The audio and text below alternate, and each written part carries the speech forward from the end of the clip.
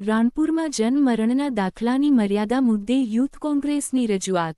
બોટાદ જિલ્લાના રાણપુર ગ્રામ પંચાયતમાં જન્મમરણના પ્રમાણપત્રો CRS પોર્ટલ મેળવવાની પ્રક્રિયામાં ગંભીર અડચણ સર્જાઈ છે। દર મહિને માત્ર 10 જ દાખલા નીકળવાની મર્યાદા હોવાથી અરજદારોને ભારે હાલાકી ભોગવવી પડી રહી છે। આ સમસ્યાને લઈને રાણપુર તાલુકા યુથ કોંગ્રેસ દ્વારા તાલુકા વિકાસ અધિકારીને આવેદનપત્ર આપી રજૂઆત કરવામાં આવી છે। રાણપુર તાલુકા કક્ષાનું મોટું ગામ હોવા છતાં ગ્રામ પંચાયતમાં જૂના જન્મમરણના દાખલાઓ માત્ર મર્યાદિત સંખ્યામાં જ આપવામાં આવતા હોવાથી અનેક નાગરિકો લાંબા સમયથી રાહ જોઈ રહ્યા છે। દાખલાની અછતને કારણે શૈક્ષણિક, સરકારી તથા અન્ય આવશ્યક કામગીરીમાં પણ વિલંબ થતો હોવાની રજૂઆત કરવામાં આવી છે। યુથ કોંગ્રેસે તાલુકા વિકાસ અધિકારી શ્રી H.F.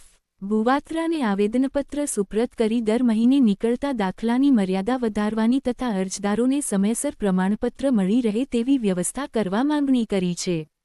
આ રજૂઆત સમયે બોટાદ જિલ્લા યુથ કોંગ્રેસના પ્રમુખ શ્રી સુરેશભાઈ પરમાર, રાણપુર તાલુકા યુથ કોંગ્રેસના પ્રમુખ શ્રી પરવેજભાઈ કોઠારિયા, રાણપુર શહેર કોંગ્રેસ પ્રમુખ શ્રી બશીરભાઈ કટુંબરા તેમજ તાલુકા કોંગ્રેસના આગેવાનો અને રાણપુર ગ્રામ પંચાયતના સદસ્યો ઉપસ્થિત રહ્યા હતા। રાણપુર શહેરમાં છેલ્લા ઘણા સમયથી ગ્રામ પંચાયતમાં જન્મમરણ બાબતે ઘણા સમયથી લોકો ધક્કા ખાય છે। આજે અમને ધ્યાનમાં આવ્યું એટલે તલાટીને પૂછપરછ કરતા કે ભાઈ લોકો ધક્કા કેમ ખાય છે, જન્મની અરજી આપી જાય છે, 15-20 દિવસ થવા છતાં દાખલો એમને કેમ નથી મળતો।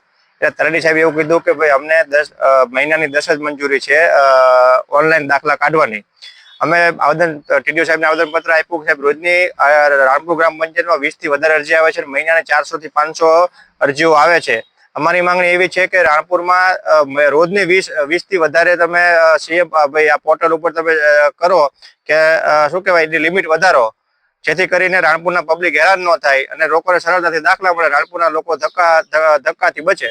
આગામી સમયમાં આને નિરાકરણ નહીં કરવામાં આવે તો આપના દ્વારા શું કાર્યક્રમ કરવાનો? ટીડીઓ સાહેબે અમને ખાતરી આપી છે કે હમણાં કંઈક નવો પરિપત્ર થયો છે, એમાં કંઈક વિસંગતતા છે એટલે 10 ની લિમિટ આવી છે। હવે તમારે રજૂઆત ઉપર પહોંચાડશું અને યોગ્ય નિરાકરણ આવશું। ટૂંક સમયમાં જો યોગ્ય નિરાકરણ નહીં આવે તો આ પ્રશ્ન આખા રાજ્ય સરકારનો છે। રાજ્ય સરકાર આની આંદોલનની શરૂઆત રાણપુરથી અમે કરશું।